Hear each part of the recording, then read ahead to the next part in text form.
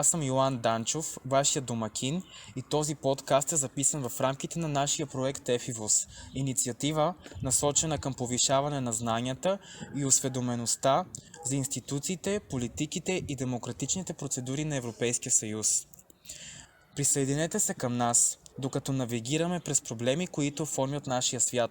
Днес с нас са Патрисия Данчова, Фабиана Митова. Те са активни млади граждани, за които темата представя особен интерес. Те заедно с още няколко младежи подготвиха въпроси, които да зададат на експерта. Нашият експерт днес е инженер Емилия Иванова, заместник директор в Държавно ловно стопанство Осогово, специалист лесовъд. Давам думата на двете момичета, които ще зададат своите въпроси.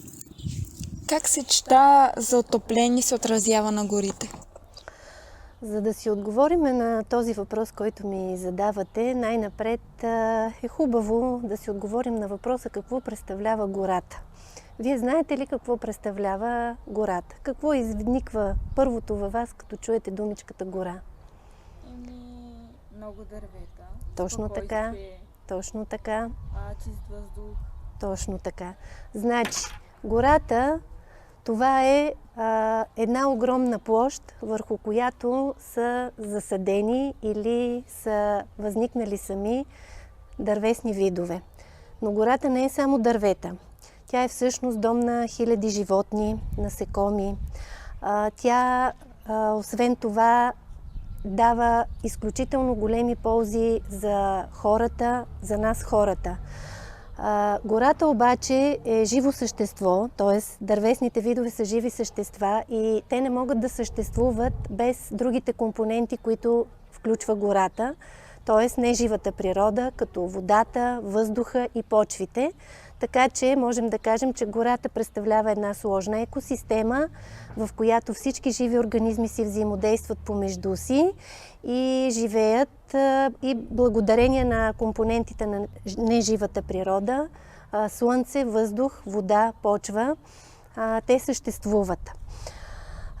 Гората като цяло е изключително важно значение за нас хората. Както вие казахте, тя ни дава чист въздух, спокойствие, тишина, така че опазването й е от изключително важно значение.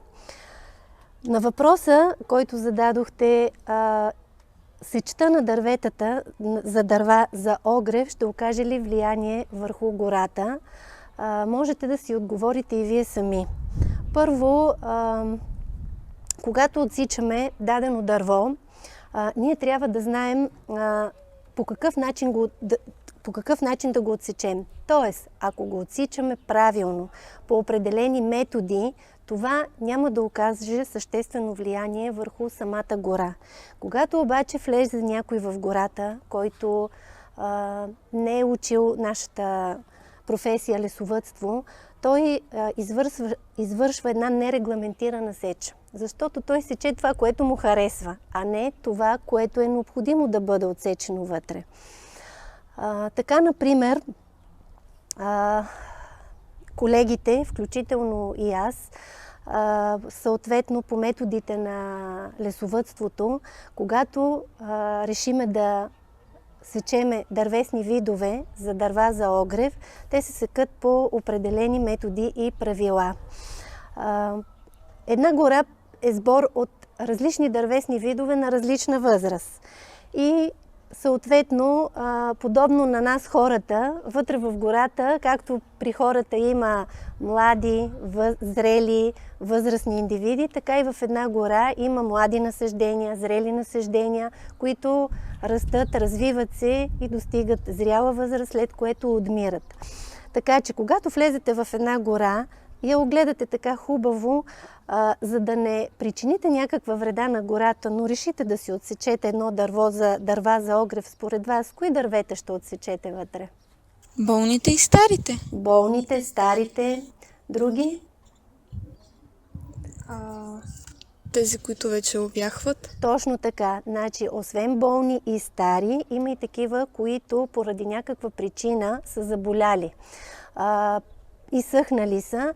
те също е нужно да бъдат отсечени, тъй като тези болни дървета, те заразяват и останалата здравата гора и е редно да бъдат премахнати. Така че когато влизаме и сечем дърва за огрев, ние лесовъдите обикновенно избираме тези дървета, които са болни, стари, пречупени, нападнати от някакви вредители, насекоми, болести, гъби и така нататък, в резултат на което, освен че осигуряваме дърва за населението, по този начин и осигуряваме гората да бъде здрава. Така че на въпроса ви, редно ли е да сечем гората за дърва за огрев? Разбира се, защото населението има нужда от тази дървесина, но също така с сечта ние спомагаме да подобряваме здравословното състояние на гората и тя да бъде по-устойчива. А защо ни е необходимо гората да бъде устойчива? Защото знаете, че климатичните промени все повече и повече се засилват. Както виждате, лятото, дори и зимите стават все по-топли и по-сухи. Колкото са по-топли и по-сухи зимите и летата, толкова повече се създават благоприятни условия за развитието на вредители. Точно тези условия водят до повишаване на тяхната численост. Тези вредители се настаняват в единични дървета, но постепенно те започват да се развиват и започват да заразяват и съседните дървета.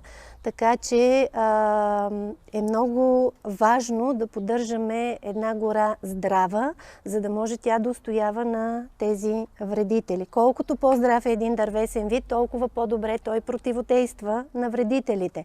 По същата причина, отсичайки определени дървета и създавайки по-устойчива гора, не само срещу вредителите, тя става по-устойчива и срещу, знаете, поройни дъждове, тежки снеговалежи, силни ветрове.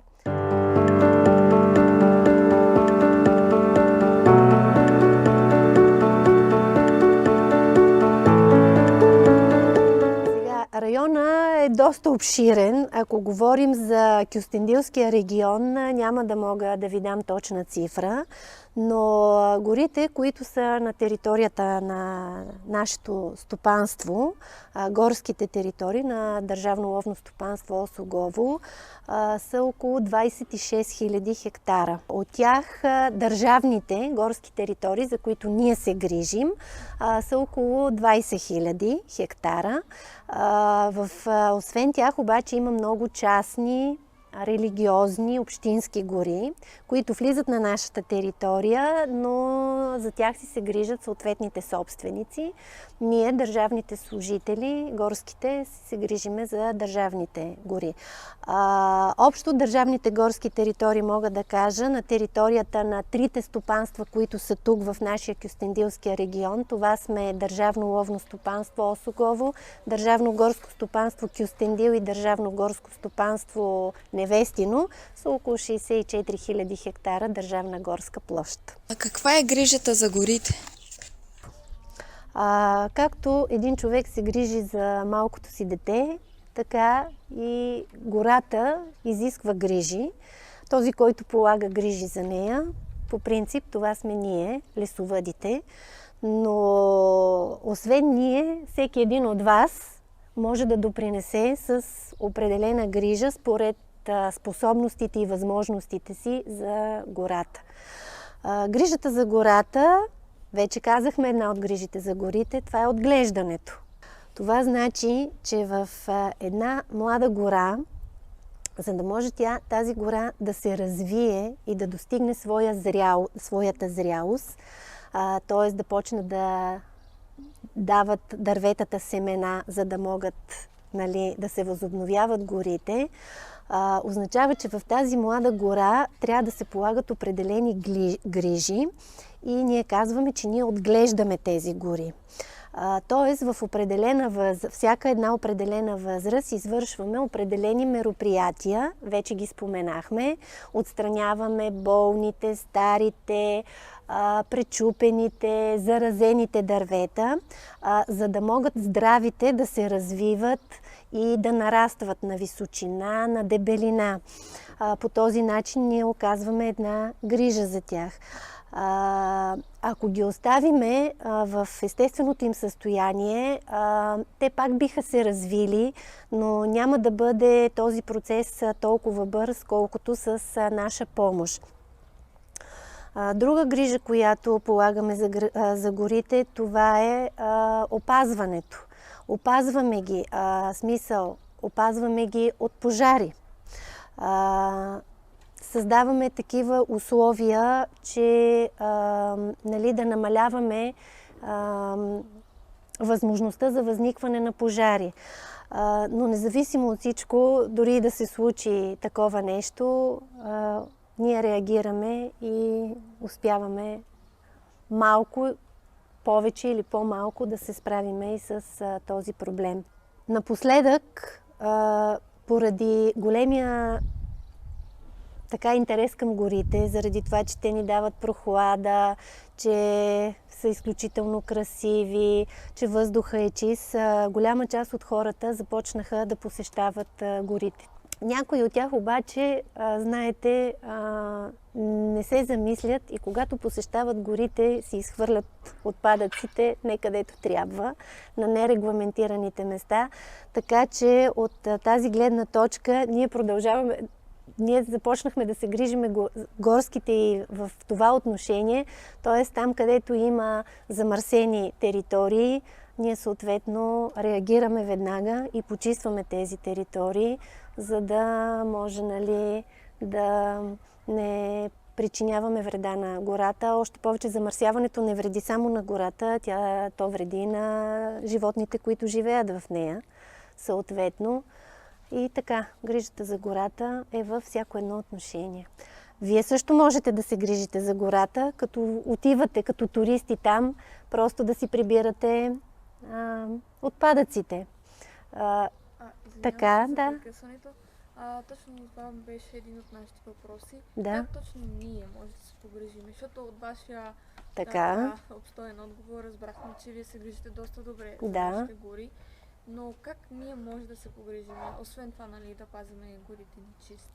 Така, вашата грижа за горите, тъй като вие не сте специалисти, не можете да извършвате мероприятията, които ние извършваме по отношение на грижата и опазването, но можете, когато има мащабни залесителни мероприятия, особено в седмица на гората.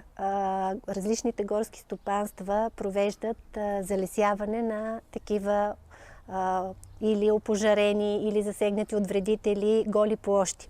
Тогава вие също може да се включите и със своя доброволен труд да се включите в самото залесяване и по този начин да окажете една грижа за гората. Другата грижа, която можете, вие като странични наблюдатели, когато посещавате горите и виждате някаква дейност, която е извършена от някой, но вие смятате, че не е правилно, винаги можете да сигнализирате на определените телефони съответните длъжностни лица, които да се отзоват на място и да извършат проверка и съответно да спрат съответните нерегламентирани действия. Тоест, като граждани можете да се включите по този начин в самата грижа за горите. Следващия ни въпрос е за хисарлъка. Как се появява, кога, какви дървесини, видове имаме, и напоследък има доста малки животинки, наречени борови процесионки. Борови процесионки. Лесопарк Хисарлъка е изключително важен за градски Кюстендил. Защо?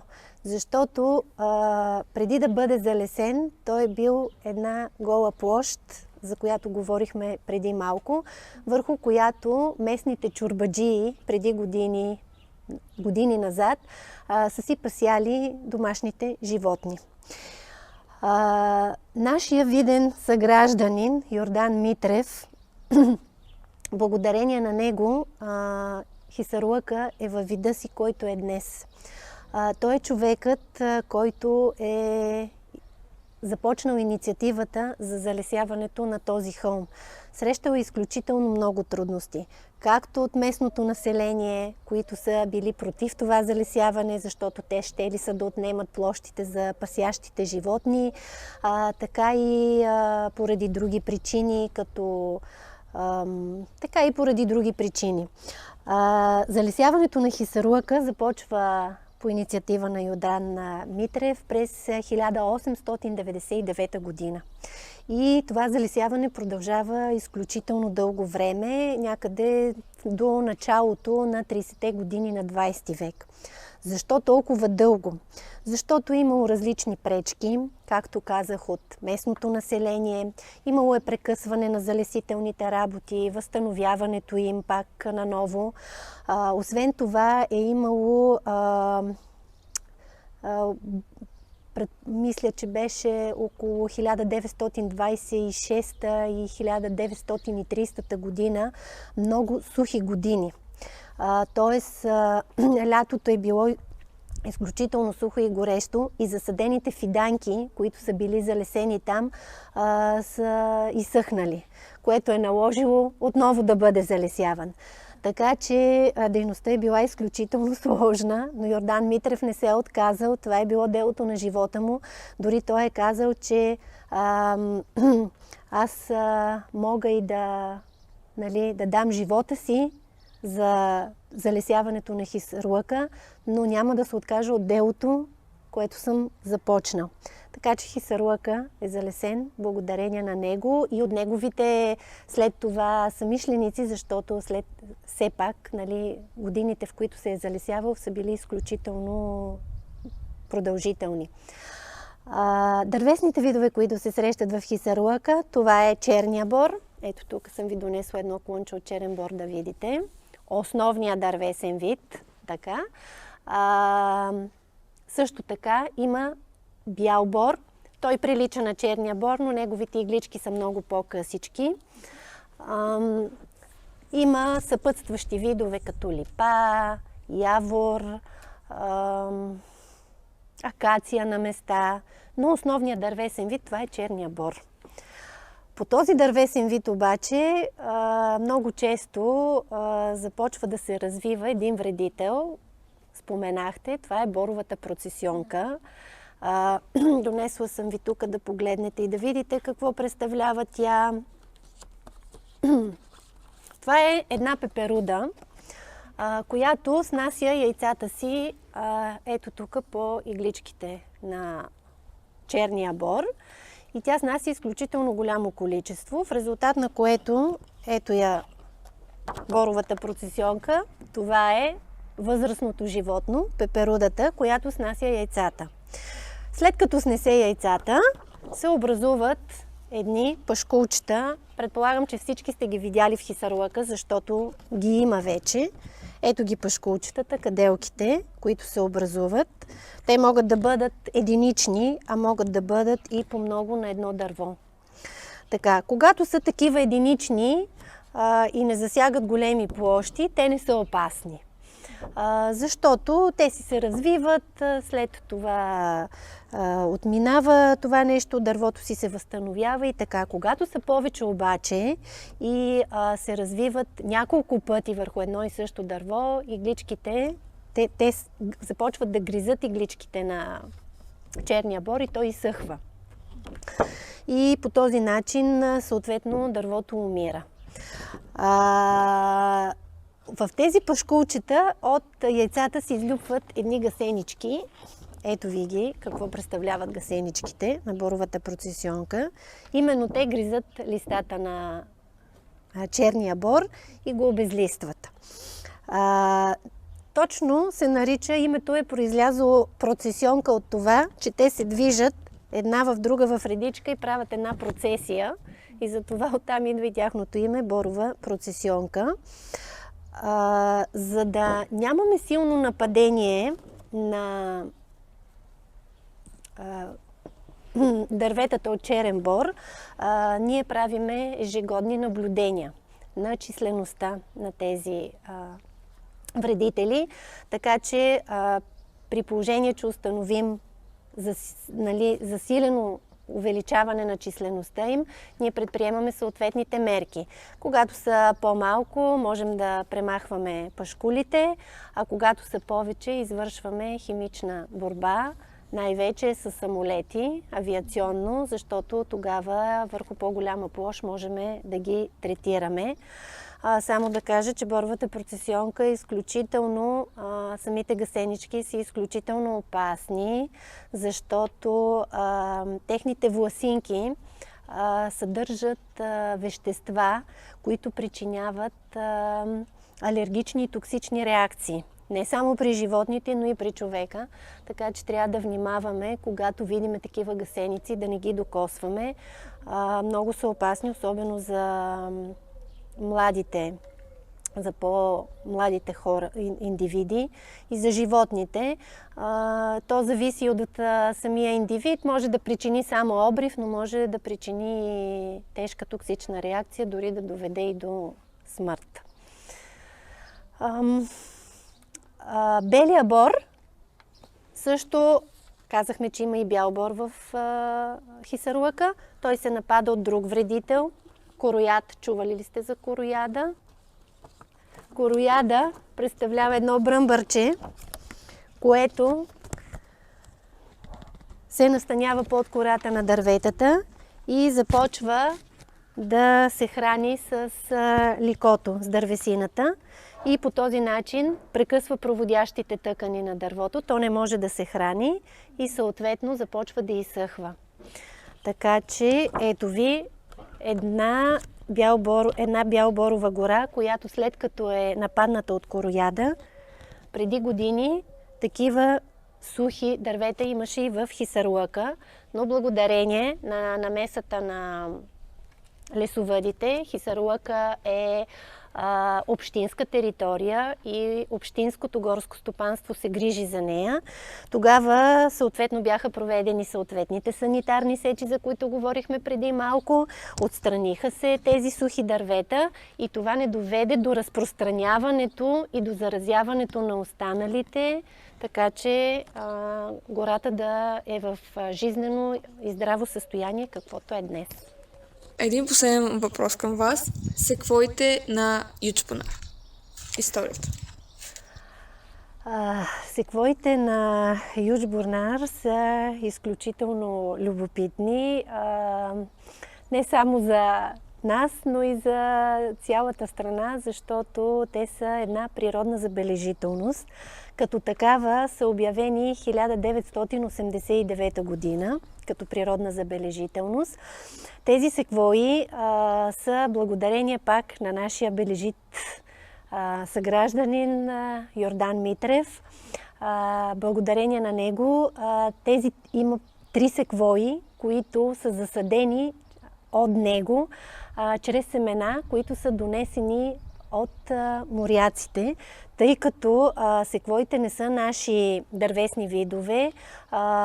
Те са дървесни видове, характерни за американските щати и растат в планината Сиера Невада.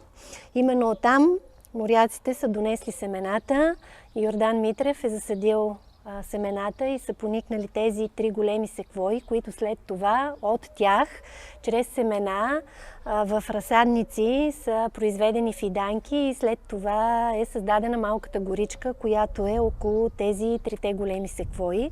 Характерното за тях е, че те са изключително дълговечни, могат да живеят до над 2000 години.